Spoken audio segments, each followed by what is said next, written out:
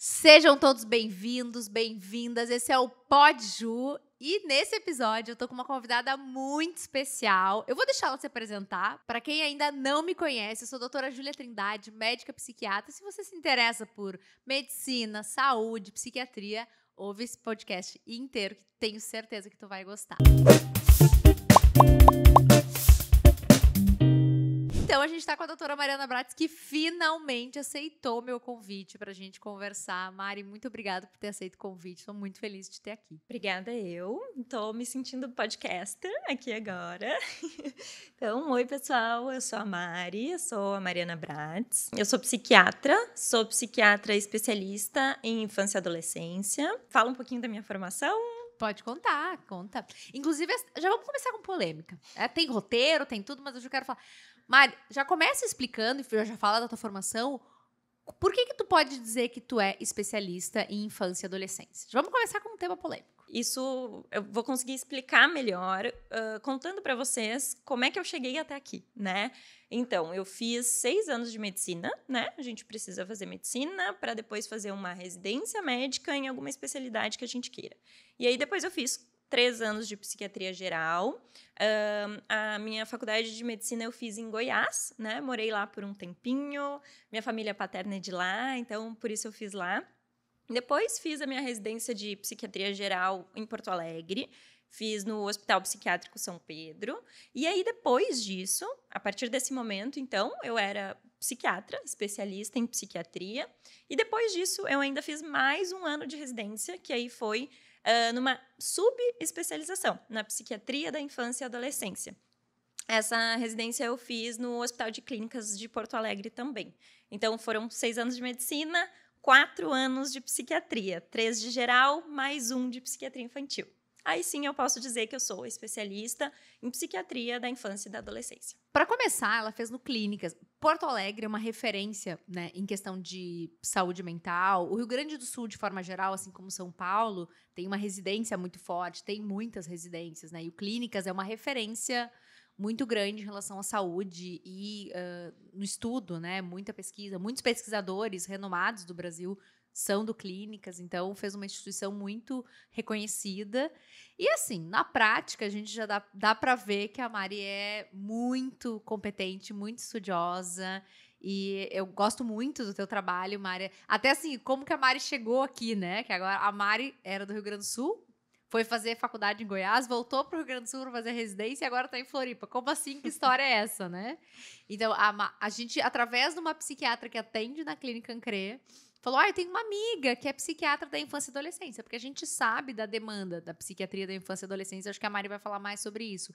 Cada vez mais tem se diminuído o estigma em relação à psiquiatria da infância e adolescência e as pessoas têm levado seus filhos para consultar com o psiquiatra, mais do que antes, né, Mari? E aí a gente precisava de uma psiquiatra da infância e adolescência e aí a Cíntia falou, olha, tem uma amiga que é psiquiatra. Vamos lá, vamos conversar com a Mari e convencemos a Mari. Ela começou a vir de pouquinho em pouquinho, gente. Ela vinha um mês, voltava para Porto Alegre, vinha até que eu falei, Mari, precisamos de ti aqui em Floripa. E agora ela trabalha com a gente. É muito bom te ter aqui. E eu quero que a gente comece falando sobre qual foi a tua decisão, assim, de fazer infância e adolescência. Como é que começou a questão da psiquiatria mesmo? Assim, quando que tu decide? Vamos começar do começo. Quando que tu decidiu fazer medicina, assim? Como é que é essa história? A medicina foi uma coisa mais clara para mim, né? Quando eu tava... não tenho ninguém, nenhum parente, nenhum familiar médico, né? Então, eu não venho de uma família de médicos. Eu venho O que é muito comum, né? Que tenham familiares médicos, né? Exatamente. Eu venho de uma cidade muito pequenininha, lá do Rio Grande do Sul, assim. Mas já desde menor, eu gostava de ciências, gostava dessa área, assim, biológica e tudo mais. E aí, quando eu comecei no ensino médio, comecei a pensar, assim, mais em medicina. E isso já era uma certeza um pouco maior na minha vida. Aí, consegui passar no vestibular, fui para Goiás, morei um tempo em Goiás com o meu pai. Ao longo da faculdade, Eu não sei como é que estão as faculdades agora, né? Mas a minha faculdade, a faculdade que eu fiz, e na época que eu fiz, a gente tinha uma cadeira de psiquiatria, que era legal, mas longe da gente entender e saber o mundo da psiquiatria, né? Então, eu passei na cadeira de psiquiatria, gostei daquilo, mas eu ainda queria outras áreas. Eu gostava de neuro. Eu queria fazer neuro. E tinha contado para toda a minha família que eu queria fazer neuro, que eu amava neuro, tá.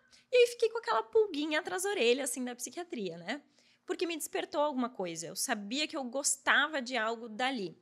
Aí terminei a faculdade, prestei residências, né? Então, a gente faz as provas para residência. Que são muito concorridas, por sinal, né? Bem concorridinhas, né? A gente estuda, rala pra caramba, assim. E aí eu prestei em vários lugares e prestei a maioria delas para neuro. Mas, como a psiquiatria tinha me deixado essa pulguinha atrás da orelha, eu fiquei pensando de que Porto Alegre, eu sabia eu sabia que o ensino psiquiátrico no Rio Grande do Sul era muito bom. E aí eu fiquei pensando, não, eu vou, pelo menos em algumas lá no Rio Grande do Sul, eu vou prestar psiquiatria também. Depois eu vejo. E nem falei muito, assim, pra minha família, pras pessoas. No fim, eu acabei passando. E aí, passei em neuro e passei em psiquiatria também. Passei eu nem em sabia todas. dessa informação. E aí que veio, que me bateu a... Eu acho que caiu a ficha, assim, sabe? De que, peraí, eu gosto mesmo de psiquiatria, né? Eu quero fazer isso.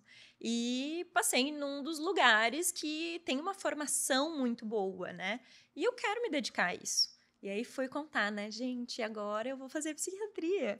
E aí, sabe aquela coisa de mãe? Minha mãe olhou e falou assim, Mariana, mas tu não ia fazer neuro? E eu, não, mãe, eu quero psiquiatria. Agora ela ama, né? Ela já veio e fala, ai, minha filha é psiquiatra, né? E eu acho que isso é o legal Como também. muda, né? Meu pai também, quando eu decidi fazer psiquiatria, eu prestei prova para cirurgia. Durante a minha faculdade, eu pensei em fazer pediatria. Aí eu queria ser neuropediatra. Eu quis fazer cirurgia plástica. Então, assim, eu passei por várias... Eu falo assim, a única coisa que eu não faria era GO, que era a única coisa que eu tinha pânico. Nem pensar GO pra mim. Agora, eu gostava de muitas especialidades. E aí, quando eu decidi fazer psiquiatria, eu fiz o meu estágio final em pediatria. Porque eu ia... Minha mãe pediatra, ia fazer pediatria. Quando eu decidi fazer psiquiatria, meu pai, psiquiatria? Que é isso? Meu Deus, não, filha, não faz. E depois eu fiz, e aí ele começou a adorar, assim. Hoje ele é super fã também, mesma coisa, assim. E é muito legal, porque as pessoas, a juventude, a galera mais jovem, hoje já tem uma visão diferente do psiquiatra, né? Mas os nossos pais, nossos avós, né? Eles já tinham uma visão um pouco psiquiatra. Literalmente o médico da pessoa que não perdeu a sanidade, assim, né? Psiquiatra era o último recurso. E aí, quando eles veem que tem uma pessoa da família deles que é a psiquiatra, que cuida de pessoas, eu falo que a gente não tem um padrão de paciente. Qualquer pessoa que você imagina pode ser nosso paciente, né? E aí vem a coisa também da informação, né, Ju? Porque daí tu tem uma pessoa ali na família que tá fazendo essa formação, né? Mas aí tu começa a conhecer um pouco melhor a área. Tu começa a conhecer um pouco melhor com o que aquela psiquiatra vai trabalhar, o que é a psiquiatria, e começa a ver de verdade o que é ser um psiquiatra, né? E aí desmistifica todo esse negócio, né? Ah, psiquiatra, médico de louco e tudo mais. Então, lá em casa foi um pouco assim também. E aí, logo depois disso, assim que eu decidi a psiquiatria, fui para o Rio Grande do Sul, e aí fiz os 3 anos de residência de geral. E no hospital que eu fiz, que é o Hospital Psiquiátrico São Pedro, a gente tem um estágio na psiquiatria infantil. Lá também tem residência de psiquiatria infantil, né? Então, a gente tem vários leitos de psiquiatria infantil. E esse meu estágio foi muito bom, né? Eu comecei a gostar muito da psiquiatria infantil, né? Peguei vários casos legais. Então, eu fui percebendo, assim... Eu acho que eu gosto muito disso aqui também, né? Então, foi uma descoberta ao longo dos anos, assim. E aí, quando eu terminei a residência de geral, eu pensei, realmente, eu vou estudar mais um pouquinho, prestar mais uma prova e vou tentar me especializar nisso, que é realmente o que eu gosto. E aí, deu certo, né? Eu passei no Hospital de Clínicas e aí fiz mais esse 1 ano de infantil lá no Clínicas. E eu acho que a residência tem muito isso, assim, né? Os professores, né? A medicina de forma geral. A gente estava até conversando esses dias sobre isso, né? Como influencia, dependendo do professor que tu tem, né? A área que tu passa, e daqui a pouco tu tem algumas referências, né? De infância, de adolescência, e isso motiva. Eu, durante a faculdade, eu participei de um projeto, eu tinha um professor de neuropediatria, E eu participei durante 3 anos de avaliação de TDAH e autismo. Uhum. Então, durante 3 anos de 6, eu participei de um projeto em que a gente avaliava crianças com TDAH e autismo praticamente todos os dias. E ali foi um dos... Eu sou uma apaixonada pela psiquiatria da infância e adolescência e acho incrível, assim, e não atendo hoje pacientes infância e adolescência, porque não precisa, né, gente? A gente tem uma super especialista aqui na clínica com a gente e quando as pessoas me perguntam, eu falo, olha, Mari, eu confio, podem trazer que ela é ótima. Mas eu gosto, assim, estudei muito, atendi muito, até quando eu cheguei aqui em Florianópolis, na cidade que eu trabalhava, a gente conseguiu montar uma rede no SUS para atender crianças e adolescentes, foi uma experiência fantástica, assim, e eu acho que a família é muito importante. Agora, entrando já na psiquiatria da infância e adolescência, né, Mari? Faz toda a diferença. Primeiro, eu gosto muito, a gente tem muitos pacientes que eu trato as mães, pais e que tu trata os filhos. Muitos, assim, a gente tem um trabalho muito legal e não adianta, muitas vezes, tratar só a criança, né, Mari? Eu acho que esse é o ponto inicial pra gente falar em saúde mental de infância, né? Sim, acho que isso é o essencial, assim. A gente vê na psiquiatria infantil, na psiquiatria de uma maneira geral, o quanto o ambiente influencia, né? E na psiquiatria infantil, então, não tem como falar de psiquiatria infantil sem falar sobre o meio externo, sobre o ambiente, né? Porque a criança e o adolescente, ele está muito suscetível a isso, né? A criança, ela é cuidada por alguém, ela tem cuidadores, né? A criança vive naquele ambiente em que ela absorve muita coisa. O adolescente também, né? Tem toda aquela influência de escola, do grupo, dos pais, né? Então, tem muito... a gente preza muito em sempre pensar, avaliar e pensar junto, né, dentro ali de um tratamento sobre essa questão do ambiente. E aí que entra toda essa questão também de acompanhamento dos pais, né? Acompanhamento familiar. E por isso que a gente troca tantos pacientes assim, né? Eu acho que isso é legal. Até pela questão genética também, né? A gente sabe que transtorno mental, apesar de ali depressão, ansiedade, tem um componente ambiental bem importante, né? A gente fala isso quase 60%. Agora, quando a gente pensa em outros transtornos, como TDAH, por exemplo, que é um transtorno do neurodesenvolvimento, né? Então, às vezes, é uma criança que tem o diagnóstico, é muito comum, né, Mari? A criança ter o diagnóstico, e aí o pai ou a mãe descobrir que também tem o diagnóstico, né? E vai ver a história, porque aí a gente vai... E eu acho que esse é um dos principais pontos, falando hoje em redes sociais, em autodiagnóstico nas redes sociais, né, Mari?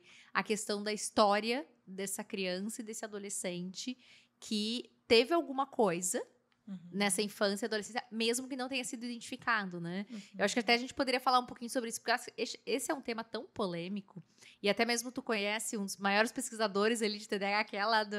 Ele é do Clínicas, né? O Dr. Rod, né? Então foi meu preceptório, o chefe da minha residência.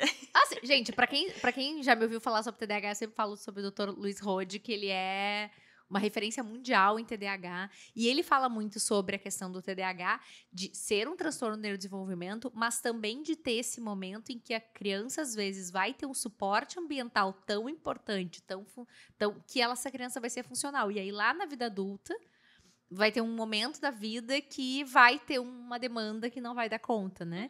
Mas na maioria das vezes a gente vai identificar, tem que identificar, né, Mari? Tá lá nos critérios diagnósticos. Não é tu que criou isso, não fui eu, mas tá lá que tem que ter tido sintomas antes dos 12 anos, né, Mari? Uma equipe gigante, né, de especialistas psiquiatras na área se reuniram para formar esses critérios, porque realmente, né, o TDAH, como tu falou, né, Ju, é um transtorno do neurodesenvolvimento. Então, ele precisa acontecer enquanto o cérebro está se desenvolvendo. E isso acontece na infância, né? Então, a gente precisa identificar características, sintomas lá na infância, né? E também tem essa questão de o quanto antes a gente identifica e o quanto antes a gente trata, muito melhor a partir daí, lá na frente, né?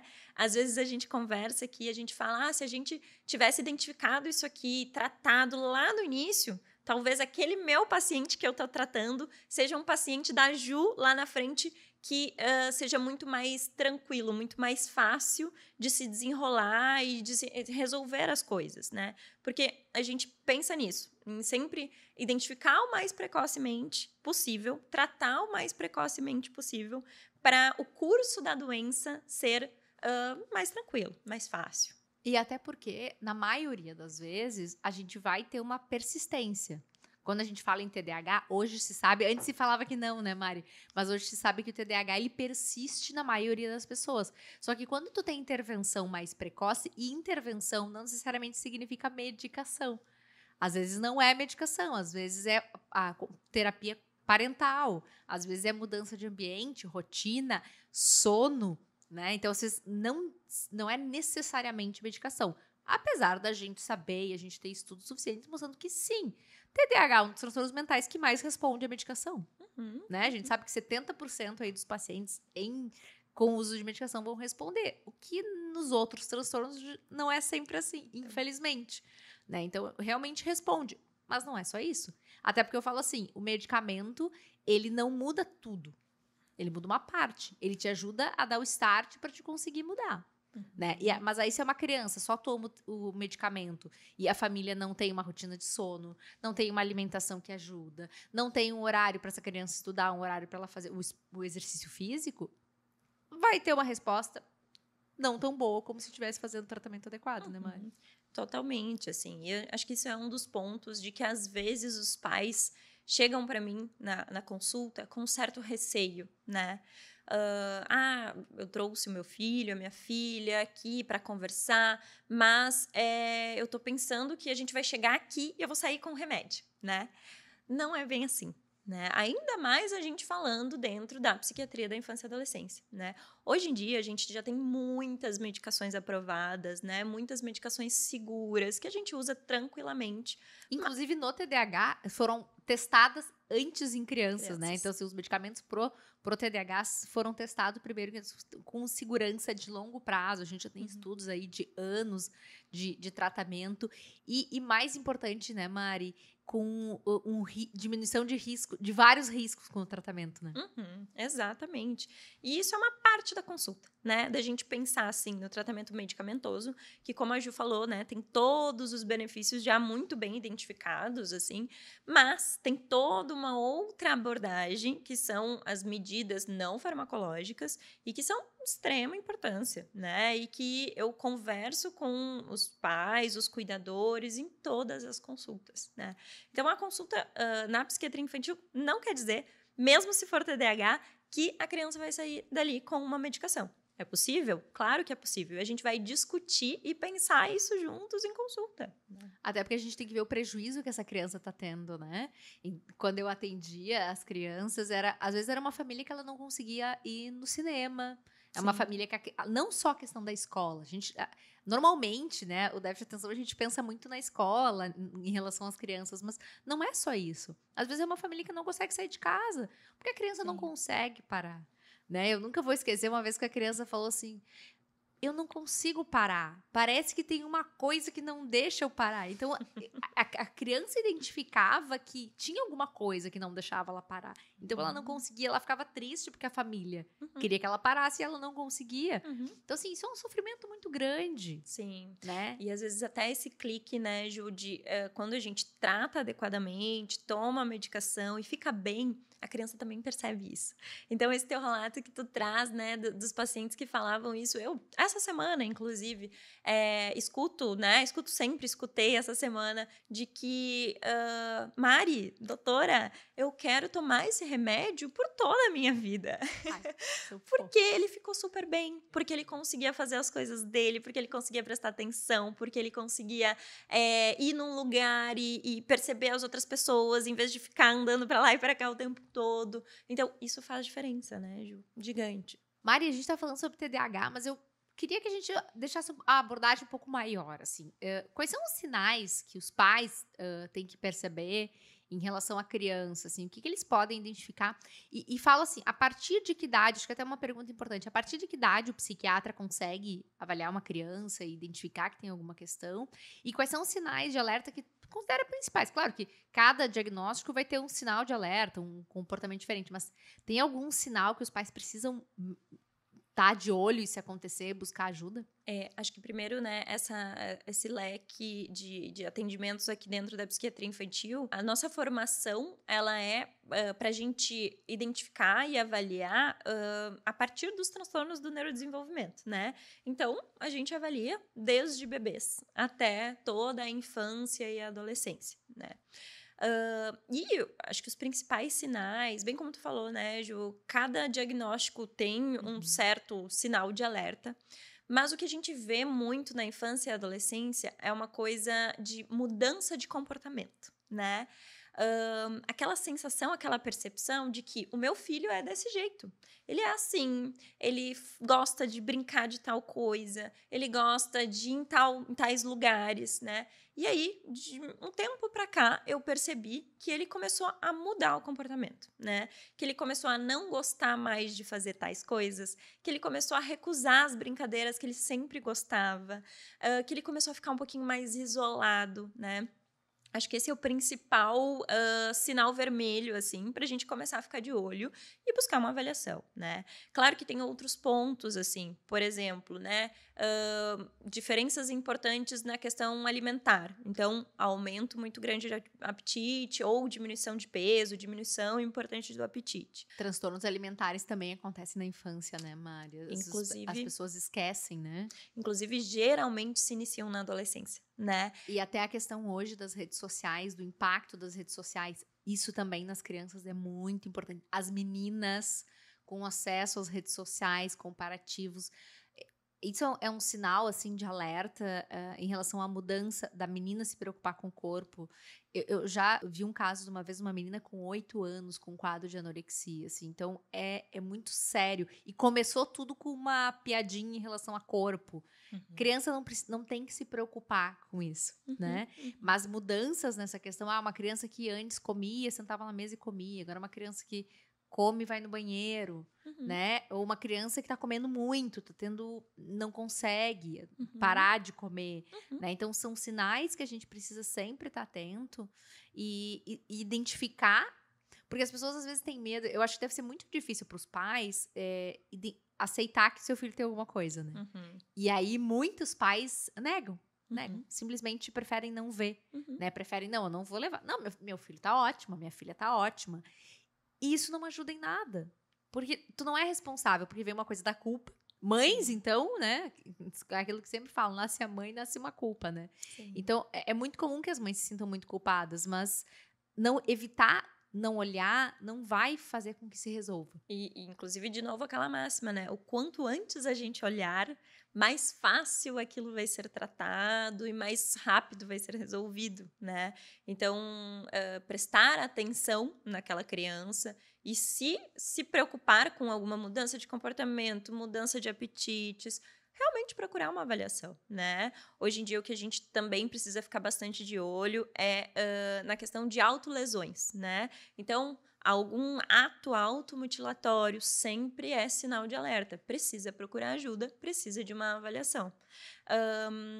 Outros sintomas também, sintomas físicos, isso é muito comum de acontecer em crianças, né? Sintomas de dor de cabeça, dor na barriga, dor no estômago. Dor de barriga é algo muito comum, relacionado muitas vezes a um quadro de ansiedade, um quadro de depressão, porque às vezes a criança ela não sabe transformar em palavras o que ela tá sentindo. E aí vem um sintoma físico que demonstra para ela aquilo. Eu lembro nos meus tempos de estágio em pediatria, às vezes a gente internava as crianças, virava elas assim de exames dos pés à cabeça, a gente não conseguia encontrar. Até que vinha alguém da psiquiatria e decifrava, né, aquilo que era, né? Então, isso é uma das questões muito importantes, né, dessas mudanças. E o cuidado com quem fica com a criança também, né, Mari? Eu acho que isso é tão importante hoje em dia, assim, a questão do abuso sexual é uma realidade. E eu sempre falo isso porque os consultórios dos psiquiatras adultos estão cheios de pacientes que foram abusados na infância. Sabemos que trauma é um dos principais fatores de risco nos transtornos mentais. Então, quando a gente pensa em abuso sexual, é algo que para alguns transtornos mentais é mais intenso ainda o risco e algo que a gente, depois que aconteceu. né? E a pessoa o cuidador, a pessoa que é o responsável para as crianças não tem culpa, mas a gente tem que ter todas as estratégias de prevenção, né, Mari? E eu acho que esse assunto é muito importante, né? Porque como tu falou, Ju, aparece em vários consultórios, né? Não só na psiquiatria de adulto, porque são as consequências, mas em outros consultórios médicos de maneira geral, né? Por conta de várias consequências mesmo dessa questão de abuso. Mas é algo que acontece lá atrás, né? Algo que acontece que deveria sempre aparecer no meu consultório, né? Pra gente identificar, perceber ali o que aconteceu e começar esse tratamento desde o início, né? E é isso, as consequências disso são muito impactantes na vida desse paciente, né? A gente vê isso ao longo da vida toda. E é aquela coisa que muitas vezes, aliás, na maioria das vezes, é uma pessoa conhecida. É o tio, é um amigo, é um padrasto, é um avô. Então, é um assunto delicado, é um assunto difícil, mas não dá para falar de saúde mental e de psiquiatria da infância e adolescência sem a gente falar de prevenção ao abuso, né, Mari? E aí vem uma coisa que é muito importante, eu acho que tu concorda comigo, que é a educação sexual, né? É fundamental que as crianças saibam o que pode e o que não pode, né, Mari? E o que é educação sexual, né? Porque às vezes essa palavra também, essa frase aí vem com um certo estigma, né? E eu acho muito legal que tu tocou nesse assunto, porque é tão importante a gente falar sobre isso e desmistificar um pouquinho essa ideia de que educação sexual para crianças não se pode fazer, é algo errado, muito pelo contrário, né? Que é se estimular a criança sobre sexo, né? E não tem nada a ver com isso. É mostrar para a criança, falar para a criança sobre o corpo dela, né? Sobre o que pode, o que não pode, sobre onde pode tocar, sobre onde não pode tocar. Contar para a criança, falar para a criança de que o não dela vai ser sempre respeitado, independente da situação, independente da pessoa que for, é mostrar para a criança de que existem limites, né? Então, isso é educação sexual, né? Longe de algo sexualizado. É falar, contar para ela sobre essas questões que vão repercutir lá na frente, quando algo for tentado ou, né? E que se ela não tiver essa referência, ela não vai conseguir dizer não. Né? E aí isso vai muito de orientar essas famílias, né? De que essas pessoas consigam educar os seus filhos, falar sobre esse tema com as crianças, né? A gente precisa cuidar das crianças para que elas não sofram ou que elas possam avisar o que está acontecendo, né, Mari? Para que essa criança não normalize. Porque para a criança tem muito a confusão do que é carinho, do que é amor. Então, muitas vezes, e são crianças que abusadas muitas vezes vão ter uma hipersexualização precoce, ao contrário do que se imagina. Então, eu não educo essa criança sobre os limites, sobre o que pode, sobre o que não pode, e essa criança começa a ser hipersexualizada muito precocemente.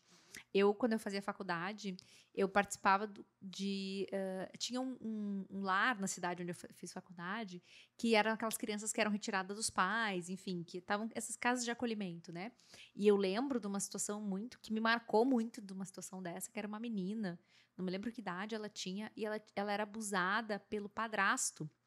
E isso era uma coisa recorrente. E aí, até que foi retirada da mãe, e os pais eram separados, ela foi morar com o pai. E aquele tipo de abuso, num tal horário, era sempre tão recorrente, que um dia o pai chegou em casa e ela estava na cama, preparada para ele, aquele abuso, que era uma coisa recorrente. E aí, o pai agrediu ela, porque ela tinha feito isso. E aí, ela foi retirada do pai também. E aí, tu vê uma coisa que são histórias extremas, mas que a gente sabe que acontecem em certos níveis, em diversas famílias.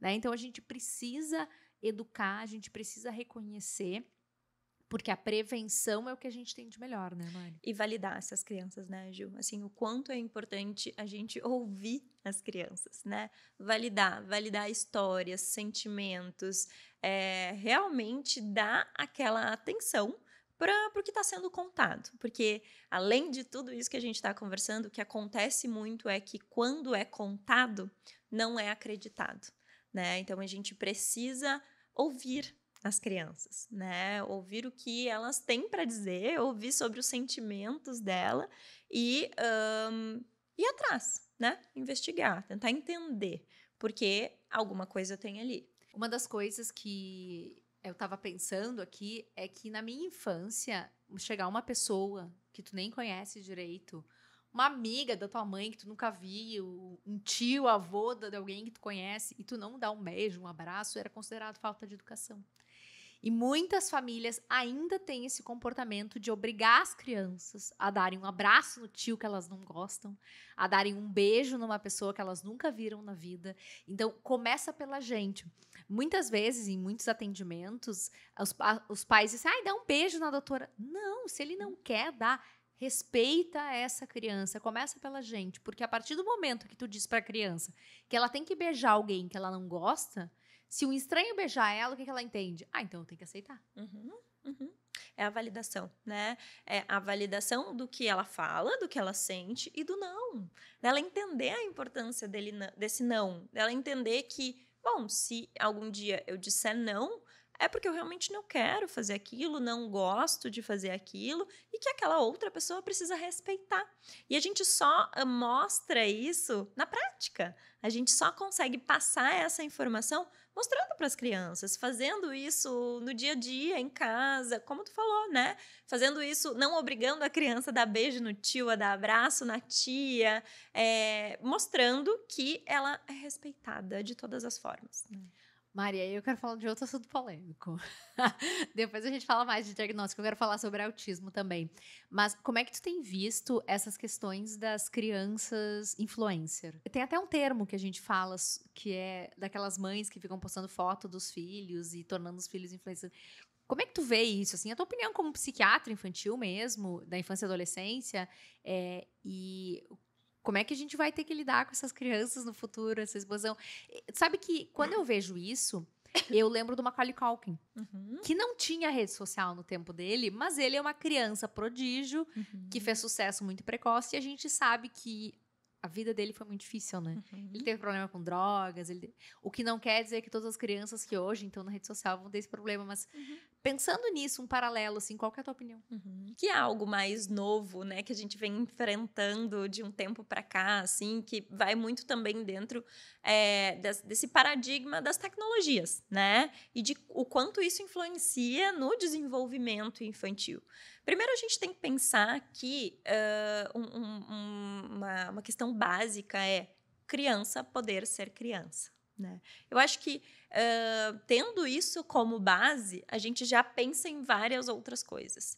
Essa criança que está sendo influencer, ela está à vontade fazendo isso? Ela está gostando de fazer isso? Ela tem tempo para fazer outras coisas? Ela brinca? Ela para uma brincadeira para fazer isso porque ela quer? Ou ela está ali brincando e o pai, a mãe, cuidador, enfim, tira ela de uma brincadeira para ela fazer aquilo ali? Sim, né? para ela fazer, às vezes, publi. Tem algumas famílias que a gente acompanha, assim, que a criança tá respirando e tá fazendo publi, né? Tudo vira publi. Então, eu acho que esse é o ponto, né? A gente ter esse bom senso da criança poder ser criança. E isso envolve brincar, isso envolve não ter telas o full time, né? Isso envolve poder trabalhar o desenvolvimento cerebral, poder trabalhar o cérebro, a criatividade, sem ter uma tecnologia envolvida com isso aí. Então... E aí a gente vai para a questão das telas, né, Mari? O quanto hoje, eu vejo, até porque assim, tenho sobrinhos, e às vezes a minha sobrinha fala assim, tô entediada. Eu falo, tédio é uma parte importante da criatividade. Quem não sente tédio não tem criatividade. Porque hoje as crianças não sentem mais tédio. E não foi a única criança que eu ouvi falar isso, tá? Já ouvi isso em diversos contextos diferentes. Não tem nada para eu fazer, tô entediado. E a gente que não cresceu com a tela o tempo inteiro, né? A gente tinha que dar um jeito. Tu arranjava uma cordinha, uma caixinha, tu tinha que inventar alguma coisa. O celular, ele tá ali e ele é uma ótima ferramenta em alguns momentos. Mas se ele só for a ferramenta que a gente usar, a criança não vai ter que ser criativa, né? Porque tá tudo pronto. E cada vez mais, Ju, a gente tem visto pesquisas, estudos do quanto a tela influencia no neurodesenvolvimento, né? O quanto a tela influencia no início para fala. O quanto a tela influencia no início do caminhar, né? Então, de funções básicas que a gente vê ali no bebê, porque a gente tem uma recomendação, né, de que até 2 anos de idade a gente não deveria fornecer nenhum tipo de tela para a criança. E que a gente tem que lembrar que tela se enquadra tudo. Televisão, tablet, né, qualquer tipo de jogo em tela, celular. Então, até 2 anos de idade, a criança ela não deveria ser exposta a telas. E aí, a gente vê, o que a gente mais vê hoje em dia são locais, públicos principalmente, restaurantes, enfim, né? Lugares em que existem crianças, as crianças estão ali, mas que para um certo controle, os pais precisam utilizar a tela para isso. E muitas vezes crianças menores de 2 anos. E aí que a gente começa a pensar. E às vezes a gente até tu olha e tu fica até chocado, que a criança não sabe nem falar e ela já sabe mexer aqui, ó. Exatamente. Mas assim, ó, a coordenação que ela tem, motora que ela aprende é só de fazer isso aqui. A criança vai pegar um lápis, ela não sabe pegar um lápis. E às vezes ela ainda não sabe falar por conta da tela, né? Porque, de novo, a gente tá falando de evidência científica, né? De que o neurodesenvolvimento fica mais atrasado quando a gente expõe um tempo excessivo de telas. E até porque não tem interação, gente. Criança que tá na tela, ela não interage. Não tem como a criança brincar com outra criança na tela. É impossível. E a gente sabe que hoje em dia é muito difícil. A gente reconhece, a gente sabe que não é fácil para os pais. Mas a gente tem um problemão lá na frente com isso. A gente vai ter um problema sério. Inclusive, é a primeira vez que a gente tem redução de QI, né? Primeira geração, que a próxima geração vai ter redução de QI. Por quê? Essas crianças não têm estímulo. Tá tudo pronto. E é o que eu converso com os pais, que é essa ponderação que tu fez agora, né, Ju, que é difícil, a gente sabe. Mas aí, a gente tentar dar um jeito, né? Como é que a gente pode fazer o uso de tela ficar menos prejudicial? A gente pode transformar esse momento de tela em um momento de família, né?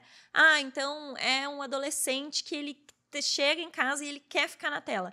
Quem sabe a gente vai assistir um filme todo mundo junto.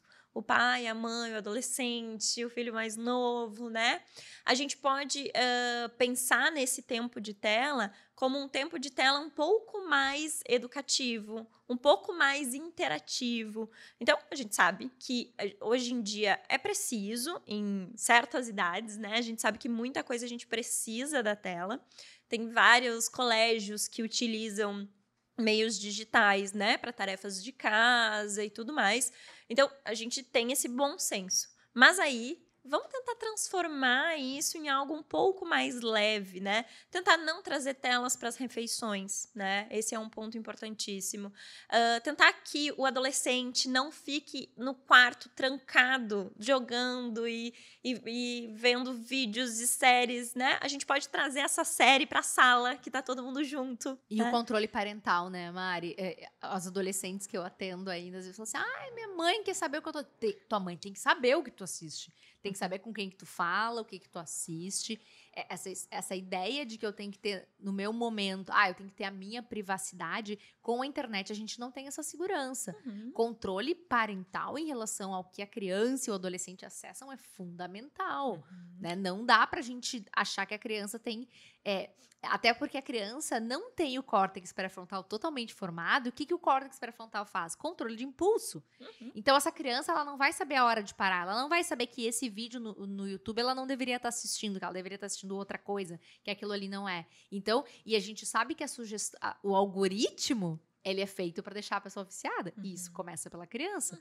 Pela criança ou adolescente. Então, a gente tem que ter muito cuidado quando a gente tem esse acesso livre, né? De preferência, criança não deveria nem ter celular, né, Mari? Porque assim, se precisar a escola pode ligar, né? Então assim, quando vai para uma situação específica é isso, mas uma criança que tem o seu próprio telefone, qual é a necessidade de uma criança ter o seu próprio telefone, né? Se o pai vai deixar na escola, vai buscar, então essas coisas são coisas que tem que ser pensadas muito bem. Mas é que todos os amigos da escola têm.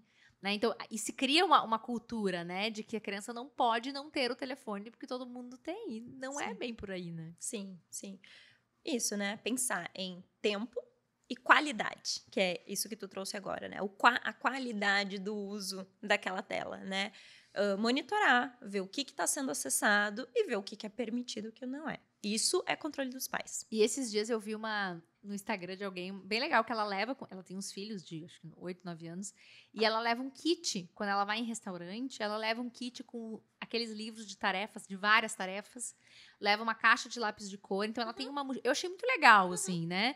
Ela tem uma mochilinha de atividades para que as crianças tenham um entretenimento, então não fiquem paradas esperando, mas não precisem ficar na tela, né? Então, assim, dá para criar alternativas, né? De brincadeiras. Quantas coisas, até porque na internet mesmo tem várias sugestões, né, Mari, de brincadeiras que podem ser feitas que não necessariamente precisa de tela, né? Ou isso, faz o que a tua sugestão é ótima. Inclui a família na tela. Se vai assistir, que sejam todos juntos. Vamos conversar sobre esse tema. O que foi esse filme, né? Qual é? Vamos trazer aprendizado disso, né? Reflexões em cima disso, né? Porque daí também a gente usa a tela para se pensar, né? E não só para receber de um jeito muito rápido. Então, usar a tela, quando for usar, de uma forma um pouco mais benéfica. E tem jeito para isso, né? Dá para se organizar. Já que estamos falando sobre telas e identificação desde pequenininho, autismo, Mari. O que está acontecendo? Tá tendo muito diagnóstico de autismo? Tá aumentando o autismo mesmo? Tu tem visto muito autismo? Qual que é a tua avaliação?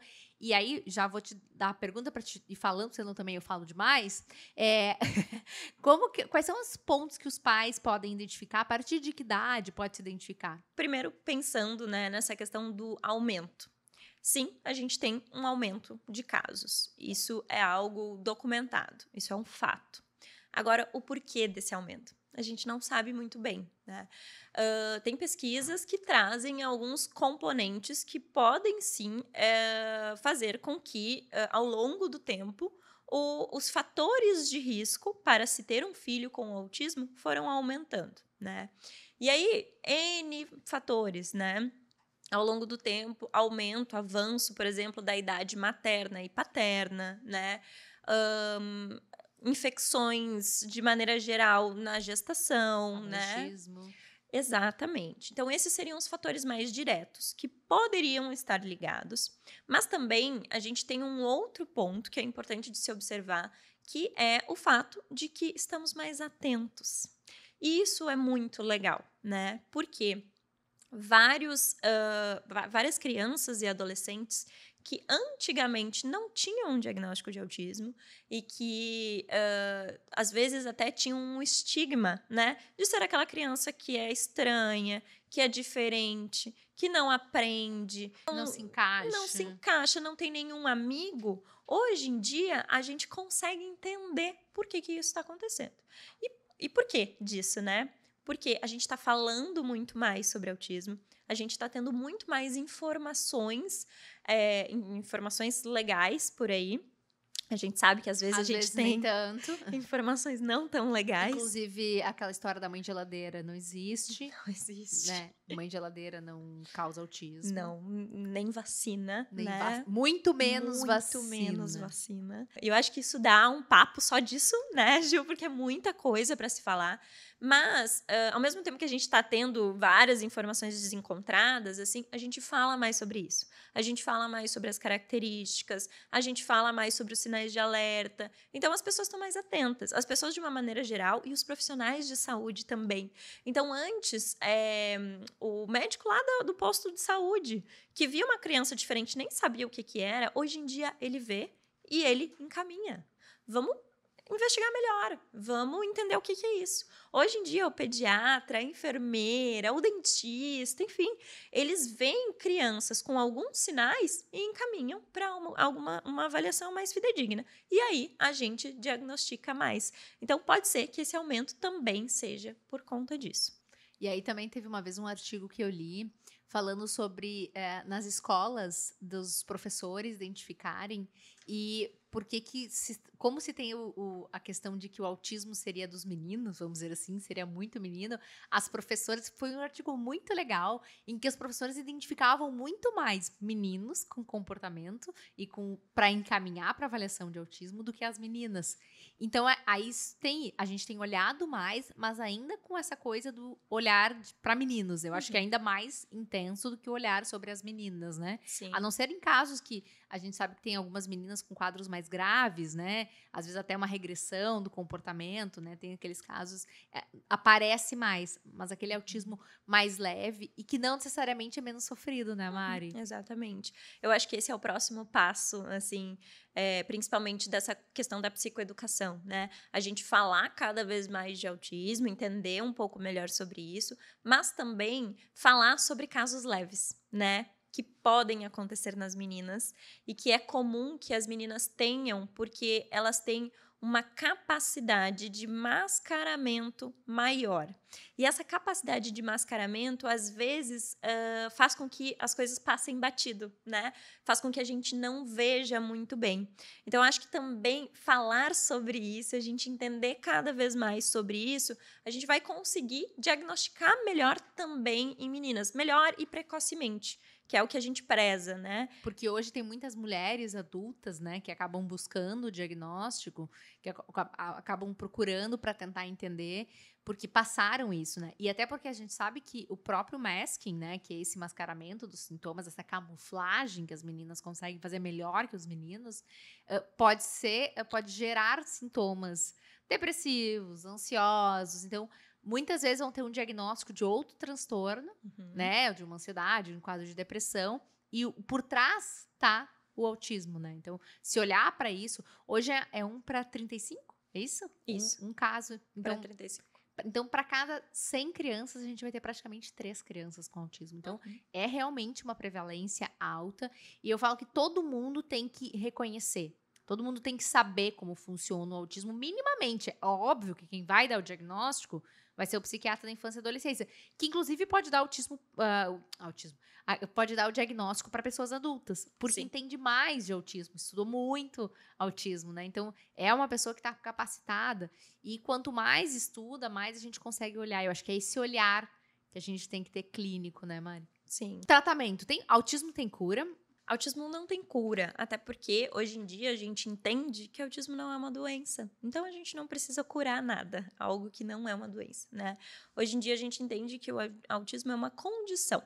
As pessoas têm características diferentes do que as pessoas que são neurotípicas, né? Que não têm nenhuma outra condição aí de neurodesenvolvimento. Então, o que a gente faz é dar suporte para essas características quando elas atrapalham em algumas coisas. Por exemplo, a gente tem crianças, adolescentes, adultos que têm autismo e que lá no início foram por muito tempo não verbais, né? Então, isso dificulta muito a questão da comunicação. Então, a gente vai dar um suporte para que essa comunicação fique um pouco mais fácil para essa criança conseguir conviver, socializar, brincar, se comunicar, né? E isso em vários aspectos, né? Da socialização, da comunicação, das interações. Às vezes surge algum sintoma dentro do autismo que incapacita ou fica muito disfuncional para aquela criança em algum momento. E aí, às vezes, a gente tem sintomas agitados, sintomas agressivos, sintomas de inflexibilidade, uma rigidez maior. De vez em quando, a gente precisa tratar os sintomas. E aí, a gente usa medicação para os sintomas. Mas a gente não usa medicação para o autismo, porque o autismo não tem remédio, não tem cura. Então, tratamento com curas que a gente vê por aí na internet não existe, não tem nenhuma evidência científica. E a gente sabe que... a gente sabe de novo. Tem muitas mães que vão pagar qualquer coisa para que tenha essa normalidade que se busca. E com que intenção? Né? Por quê? É um funcionamento. É divergente... Traz prejuízo, né, Mari? Né, Mari, de novo. Traz prejuízo, traz sofrimento, mas a gente precisa adaptar, incluir essas pessoas. Eu acho que inclusão é uma coisa muito importante. A questão das escolas, né? As escolas que às vezes não aceitam crianças que têm autismo ou mesmo outras neurodivergências, né? Acho que em relação ao TDAH, isso a gente vê também muitas escolas que aquela criança, sempre é o fulaninho que tem TDAH, não é? Aquela criança, aquele adolescente que ele já é rotulado. Às vezes ele tá no meio do rolo, lá nem foi ele que fez, vai levar a culpa. Ele vai sempre pra direção. Então, e às vezes as escolas não querem, né? Pela adaptação, pela questão de, no autismo ter o direito a ter um professor auxiliar, né? Então, todas essas questões são importantes da gente falar sobre esse tema, porque vai estar cada vez mais presente no nosso dia a dia e todo mundo precisa se adaptar, né? A gente a gente precisa incluir todas as pessoas, aquelas que funcionam de forma neurotípica e aquelas que funcionam de forma neurodivergente. Eu digo que eu tenho uma sorte gigante, assim, de, ao longo desse tempo, estar conhecendo profissionais dentro da equipe de multiprofissionais incríveis, assim. Porque toda essa questão, né, Ju, com escola, com os pais, a gente precisa de um time, né? Não existe psiquiatria da infância. Aliás, não existe psiquiatria, mas da infância e adolescência mais ainda.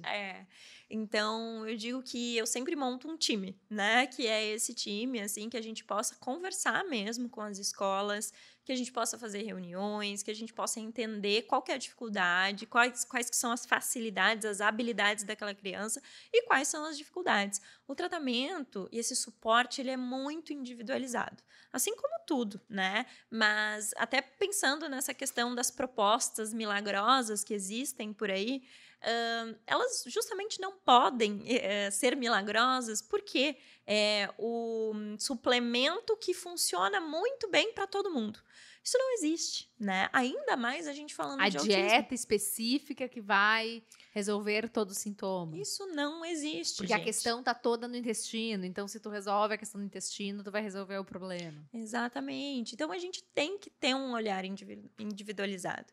E quando a gente fala de autismo, quando a gente fala de TDAH, a gente precisa ter esse olhar em todos os ambientes da criança, né? Então, é na escola, é em casa, é lá no futebol, no clubinho lá do futebol, é na aula de inglês, é na natação. E aí, para isso, a gente precisa pensar quais são as dificuldades e quais são as habilidades dessa criança com TDAH, com autismo, em todos esses lugares. E a partir daí, a gente vai trabalhar em equipe. Sempre, gente. Aí que funciona. E até tu falando em escola, TDAH é em pelo menos 2 ambientes, né, Mari?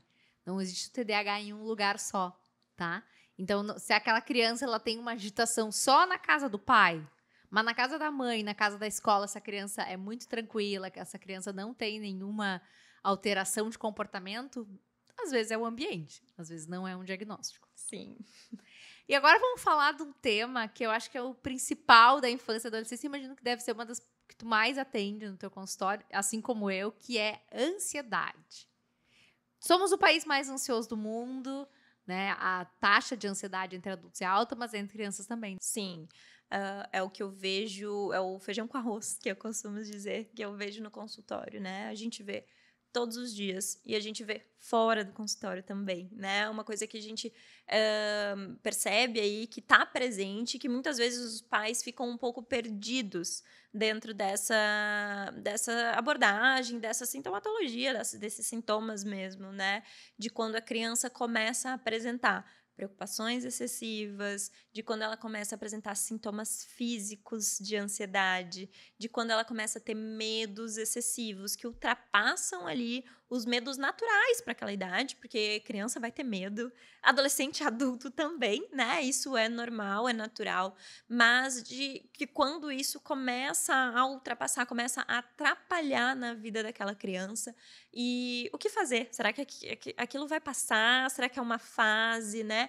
Então, é tão importante a gente conversar e passar por uma avaliação, entender o que está acontecendo aí, pensar também em todas as abordagens, né? Porque, de novo, aqui falando, nem sempre vai ser necessário uma medicação, né? Aqui pensando principalmente em transtornos ansiosos, em transtornos ansiosos na infância e adolescência, né? A terapia cognitivo-comportamental é a primeira linha de indicação de tratamento. Então, a gente vai precisar avaliar e conversar sobre isso. Mas, todos os dias no consultório, existem crianças ansiosas. E se precisar tratar com medicação também, né, Mari? A gente tem medicações que são seguras na infância. Claro que a gente sempre vai tentar alternativa não medicamentosa, mas tem casos que realmente a medicação vai se fazer necessário, né? Sim, a gente pensa que diagnósticos, né, de transtornos ansiosos de maneira geral leves, a gente consegue fazer, em primeira linha, uma abordagem psicoterápica, TCC, terapia cognitivo-comportamental. Mas, a partir de sintomas, de características moderadas a grave, a gente, de novo, já liga aquele alerta, né, de que a gente precisa fazer uma abordagem conjunta. A gente vai precisar de psicoterapia e de medicação. E, como tu falou, hoje em dia a gente tem medicações super seguras, super tranquilas, baixos efeitos colaterais, né? E que melhoram muito a vida da criança e de que melhoram muito o prognóstico lá na frente, né? Quando ela for um adolescente, um adulto, e isso for uma coisa muito mais tranquila de se lidar. E quais são esses sinais, Mari, de que uma criança tem ansiedade, assim? Quais são os sintomas mais comuns? A gente até falou sobre sintomas físicos, né? Mas tem algum outro sintoma de ansiedade que tu vê mais comum, assim? Criança pode ter ataque de pânico? Criança pode ter ataque de pânico, né? Isso também acontece. Acho que é um pouco nessa linha, né? As preocupações. E aí a gente pensa em preocupações que vão além das preocupações que a criança pode ter ou precisa ter naquela idade, né? Então, pensamentos preocupatórios. Além Às disso... vezes é aquela criança que se preocupa, por exemplo, se a família vai ter dinheiro. Exatamente. Já vi casos, né? Fica esse tipo de preocupação com coisas que não são preocupações usuais de criança. Não é preocupação com a prova, né? Não é aquela ansiedade boa que vai pra viagem da escolinha. Aquela preocupação com medo de perder alguém, medo... A gente, inclusive, tem um que se chama transtorno do apego, né? É isso, assim, de novo, né? Preocupações que fogem daquilo que a gente espera, né? Então, aquela criança que fica toda hora ligando pro pai e pra mãe para ver se eles estão bem, né? Tô lembrando de casos aqui.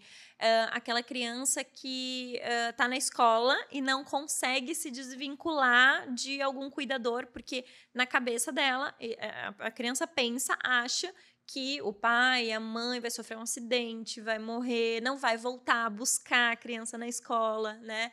Então, preocupações fora também da realidade, como tu falou, né, Gil?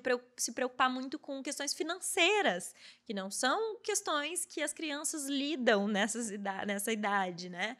Então, algo fora do natural, fora do que a gente espera, né?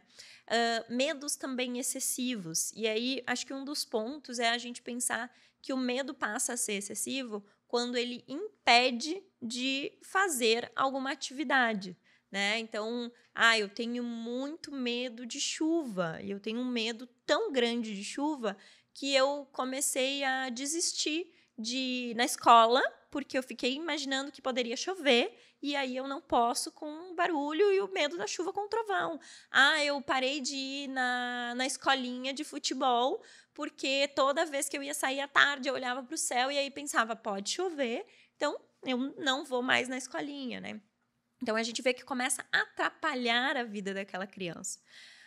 Além disso, sintomas físicos, né? E aí a gente entra na questão de crise de ansiedade, crise de pânico, que é o pico, o auge, né, dessa ansiedade. Dessa descarga de adrenalina. Exatamente, de que quando a gente tem muitos sintomas físicos, a gente tem isso acontece com crianças também, uma ideia, uma sensação de que vai morrer, de que não vai dar conta, de que vai enlouquecer, né? Então, isso também acontece com crianças, né? E aí, é esse olhar, esse alerta para que tem alguma coisa errada, porque sentir ansiedade a ponto de não conseguir fazer as atividades, a ponto de ter muitos sintomas físicos, é algo que a gente precisa avaliar. E aquela criança, Mário, que sempre é do contra? Aquela criança que a mãe fala assim, tudo que eu falo, essa criança diz que não. Sempre é o professor diz para fazer alguma coisa, fala não. Aí a gente começa a entrar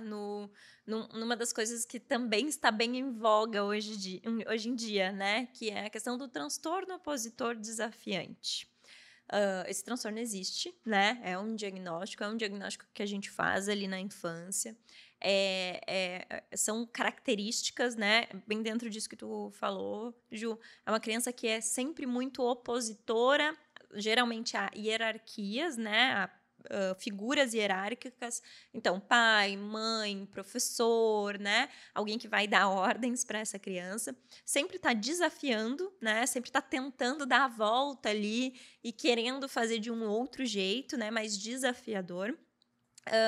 E que são características que causam muito sofrimento, né? Causam muito sofrimento familiar. Às vezes, na criança, os pais, eles vêm geralmente no consultório e falam, né? Ele é muito opositor, ele é muito desafiante, ele tem esse jeito, mas eu sinto que ele não é mau, eu sinto que ele se arrepende. E é verdade, é algo não controlável, né? É uma questão de que, na hora dessa sensação de que é uma criança muito opositora, muito desafiante, realmente, na hora, naquele momento da negativa, né, a criança assume esse papel, mas depois, geralmente, vem um sofrimento importante na criança. Depois vem um arrependimento, um choro, e principalmente nos pais, né? Porque é isso que eu ia falar, isso que às vezes é aquela criança que tira o limite dos pais até o pai se arrepender depois do que falou, do que fez. Então, o TOD causa muito sofrimento, acho que pelo contexto familiar, né, Mari? Sim. Porque a criança vai para a escola, professores que têm que entrar para a sala de aula. Naquela criança não entra para a sala de aula de jeito, maneira. Sim. Aí chama a diretora diz que vai chamar o pai. Aí é sempre aquela função. E aí também vem um ponto, né, de que quando eu converso isso com os pais, com os cuidadores dos familiares, sobre essa questão do TOD, já que é uma característica que causa muito sofrimento, causa toda aquela disfunção familiar. E quando eu converso com esses pais de que o TOD não tem um tratamento medicamentoso, isso assusta, né? E isso também é um fato de que eu tenho visto, né? Muita medicalização do TOD, né? Muita gente medicando. Claro que às vezes a gente precisa medicar. Eu tenho pacientes que eu medico que tem TOD. E até porque às vezes também tem TDAH junto, né, Mari? Exatamente. Inclusive a comorbidade de TDAH e TOD é muito comum, Muito comum, em torno de 50%, né? E às vezes tu medica o TDAH e o TOD dá uma diminuída. Melhora muito, né? Então, claro, quando a gente tem comorbidade, né, a gente realmente trata com medicação. Mas o TOD em si, as características principais ali do TOD, a gente não trata com medicação.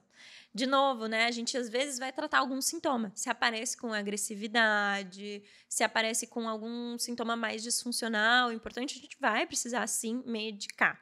Mas a gente não pode fazer isso sem o principal tratamento, que é a terapia, né?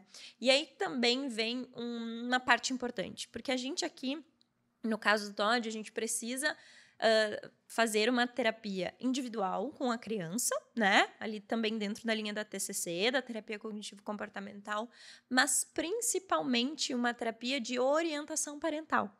E aí, outro ponto, né? De que os pais precisam estar vinculados e trabalharem isso também.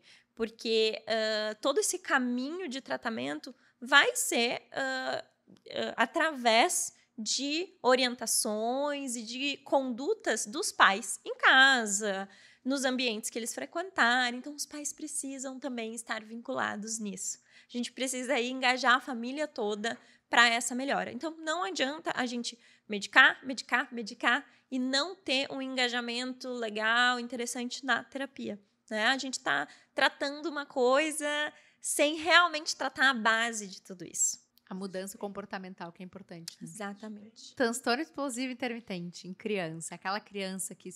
Isso é uma coisa que é curiosidade minha mesmo, assim. Existe... Porque no adulto a gente considera o transtorno explosivo intermitente aquela pessoa que ela explode, ela quebra, ela xinga, ela bate, depois ela se arrepende, né? Ele é considerado um transtorno do impulso, né? Não consegue controlar o impulso da raiva, uma dificuldade em controlar a raiva.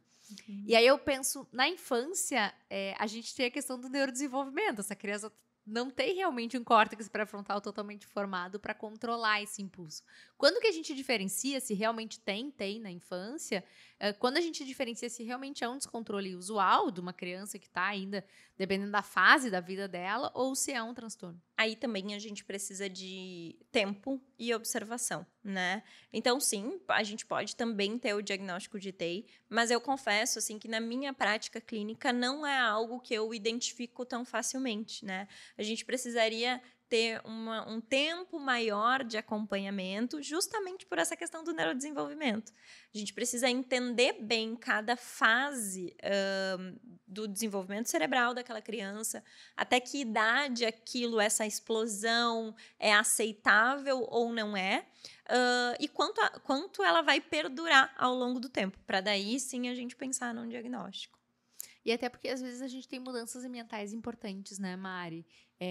Até queria saber como é que é a tua experiência, assim, com pais separados. Então, tu acha que influencia a relação dos pais, principalmente, né? Se dão bem, se não são, com as crianças, como é que é? Essa mudança, às vezes, do ambiente, né? Totalmente. De novo, né, Ju, a gente fala muito aqui, volta para a questão ambiental, né? Porque faz toda a diferença, assim. Então, claro, né, hoje em dia a gente sabe que inúmeras crianças têm pais separados, isso acontece, né? Eu acho que o que vale muito é a forma com que isso é feito, né? Eu atendo hoje em dia muitas crianças que têm casa, né, no pai, uma casa com o pai, uma casa com a mãe, uma casa com a avó, uma casa com o vô, e tá tudo bem, né? Ele tá se adaptando, no início sempre é uma adaptação, os pais se conversam, conseguem dividir esse cuidado, compartilhar esse cuidado com o filho, a mãe participa de consultas, o pai participa de consultas, de vez em quando eu faço consultas conjuntas, e a gente entende também, né, que às vezes os pais, o pai e a mãe não conseguem ter uma relação mais de casal, e isso faz parte, né? Então, às vezes, a gente precisa separar tudo isso mesmo, mas mesmo assim, eles conseguem conversar sobre todas as questões do filho. Mas aí vem o outro lado, né? Que é quando pais separados ou não, né? A gente vê isso também, pais casados, juntos, morando juntos, não conseguem compartilhar esse cuidado, né? Não conseguem conversar sobre isso, não conseguem chegar a um consenso de em que caminho eles vão levar, né? Todas as questões de cuidado do filho, de limites, de orientações. Aí a coisa fica muito mais complicada. Então, acho que não é muito o fato da separação em si, né? É o fato de como isso é lidado ao longo do tempo, de como isso é conversado com a criança. De novo, né? Ouvir a criança, sentar, tratar a criança como alguém que Como um pensa, ser humano. que tem reflexões, que pensa, que tem sentimentos como um ser humano, né, Ju? Então, a criança ela tem toda essa capacidade. Claro que, a depender da idade, do nível de desenvolvimento, a gente vai ter uma conversa diferente, né? Vai expor coisas de uma maneira diferente. Mas a gente não precisa esconder da criança, a gente não precisa mentir, né? A gente pode sentar e conversar com a criança e compartilhar tudo isso. Eu acho que esse processo daí fica muito mais fácil, muito mais tranquilo. Falando nisso, já que tu falou em não esconder, como que a gente faz quando tem a perda de alguém, assim, a perda de um avô, de uma tia, algum familiar que é muito importante para essa criança? Eu sei que depende muito de qual fase essa criança tá, mas de uma forma geral, assim, Mário, o que tu recomenda? Porque provavelmente tem situações, morreu, faleceu alguém que era muito importante. Como é que é a melhor forma de lidar? De repente, uma faixa etária aí que tu normalmente sugere, o que normalmente é a melhor forma de lidar? É bem isso, né, Ju? A gente tem, ao longo do desenvolvimento, a gente sabe que a criança vai entendendo, conforme vai ficando um pouco maior, sobre a questão da reversibilidade da vida, né? Então, quando a criança é um pouco menor, ela entende o que é não estar mais aqui. Ela entende que, às vezes, né, de uma forma mais lúdica, de que aquela pessoa, aquele bichinho, aquele animal de estimação foi para o céu, virou uma estrelinha, né? Diversas maneiras. Depois de uma certa idade, ela começa a entender de que aquela pessoa, aquele animal de estimação não vai mais voltar, né? Então, cada fase dessas é um pouquinho diferente.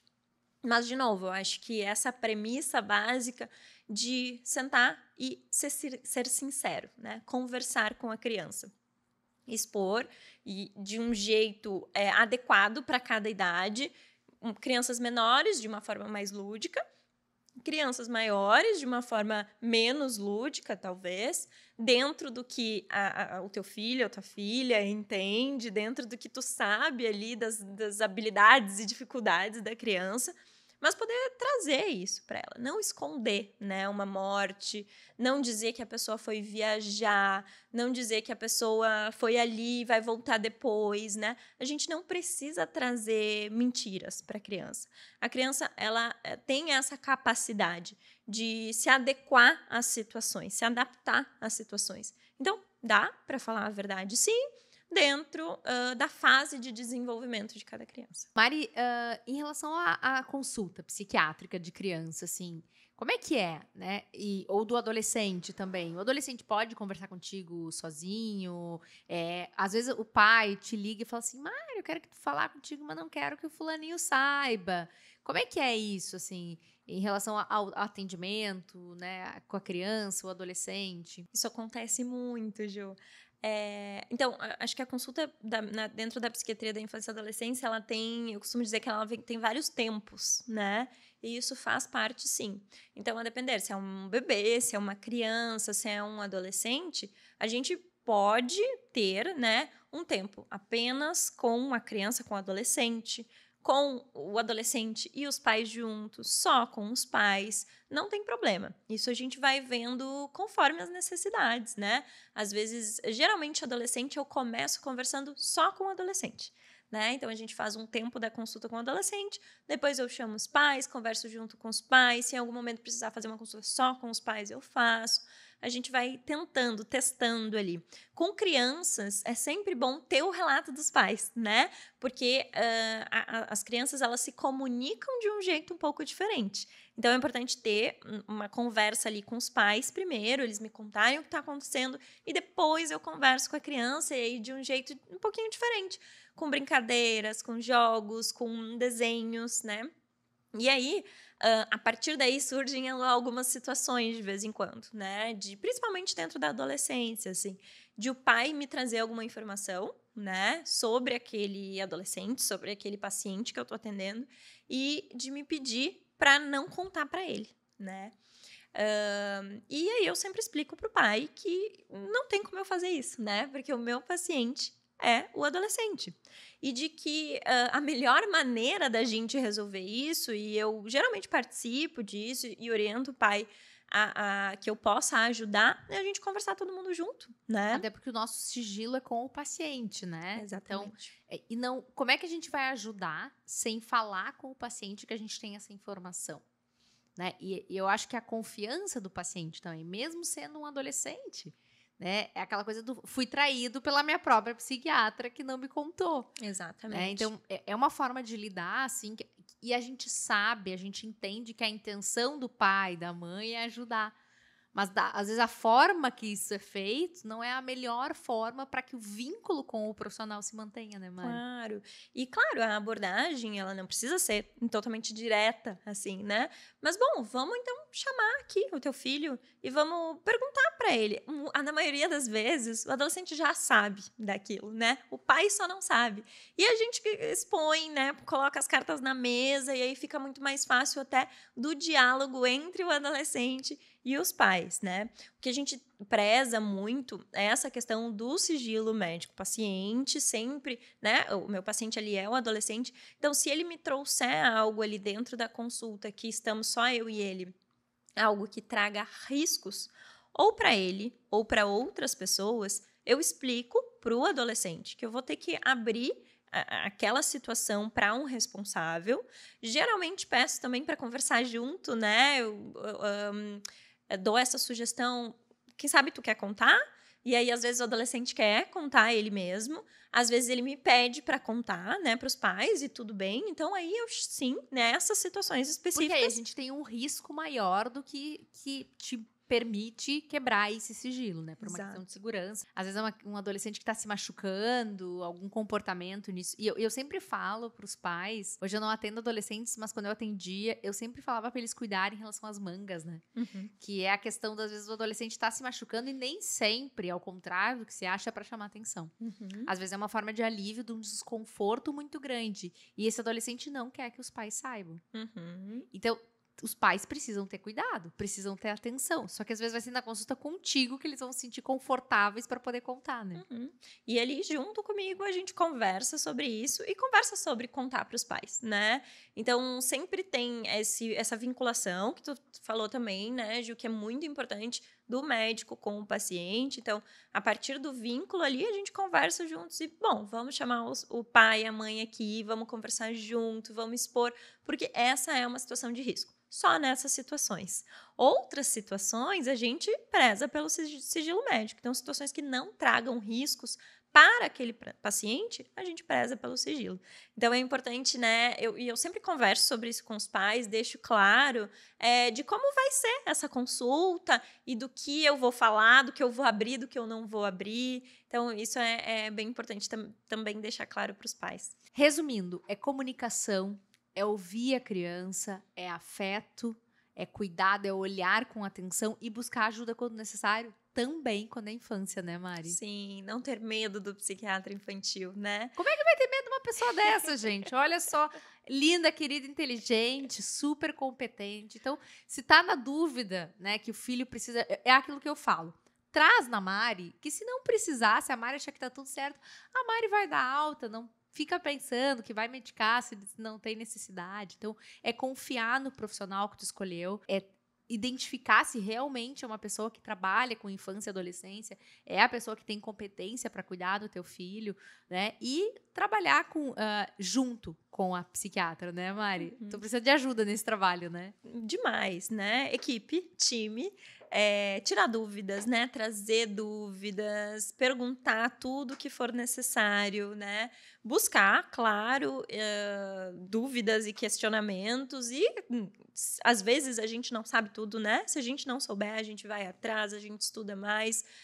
Mas acho que é bem importante isso, né? Saber o profissional que tu tá buscando, procurando, que tu tá levando o teu filho para aquela consulta e buscar trazer dúvidas, né? Acho que isso é o mais importante, buscar informação de qualidade. E pais, se tratem se precisar. Não adianta só levar o filho para se tratar, se estiver precisando e não se tratar. Mari, quero te agradecer, muito obrigada. A gente esgotamos 2 cartões de memória de tanto que a gente conversou. E olha que se deixar, tinha muito papo ainda. E olha que ela tava nervosa. E sabe o que é o mais interessante? A gente nem seguiu o roteiro, tá? Assim, o papo foi rolando, foi ótimo. E muito obrigada por todo mundo que acompanhou até aqui. Eu sei que a gente falou bastante. A gente se vê no próximo vídeo. Mari, fala teu Instagram pro pessoal te seguir. É @MarianaBratzPsique. BRATZ. O Bratz, BRATZ, Psique. PSIQ. Isso aí. Vai estar aqui, tá? Então podem seguir. E a gente se vê no próximo episódio do Pod Ju. Até mais.